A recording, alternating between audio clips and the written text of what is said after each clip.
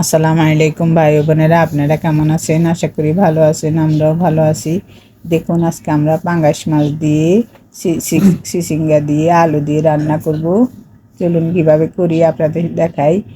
প্রথমে আমরা আলু সিসিঙ্গা কেটে নিয়েছি, পেঁয়াজ কাঁচামরিচ কেটে নিয়েছি, আর মাছগুলো আমি হলুদ আর লবণ দিয়ে সুন্দর করে ভাজি করে নিয়েছি। ওই তেলের মধ্যে আমরা রান্নাটা করব। পেঁয়াজ কাঁচামরিচ দিয়ে দিলাম।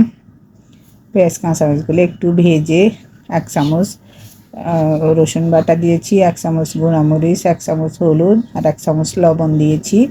দিয়ে আমরা মশলাগুলো কষিয়ে নিয়েছি। কষিয়ে এখন আমরা আলু আর চিচিঙ্গাগুলো দিয়ে দিলাম।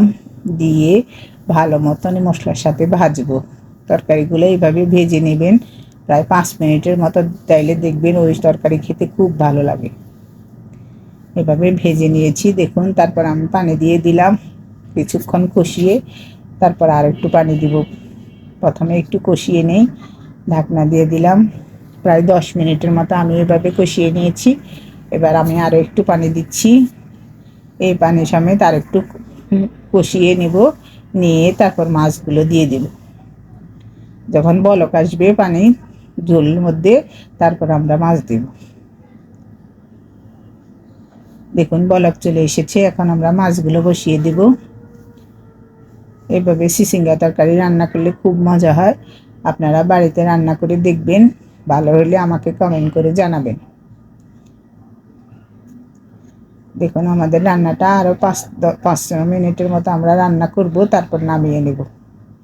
দেখুন রান্নাটা হয়ে গেছে, এখন ধনেপাতা দিয়ে নামিয়ে নেব। এভাবে তরকারি রান্না করলে খুব মজা হয়। এবার আমরা খাবো। দেখুন আমি খেয়ে দেখি কেমন হয়েছে। বিসমিল্লাহির রহমানির রহিম।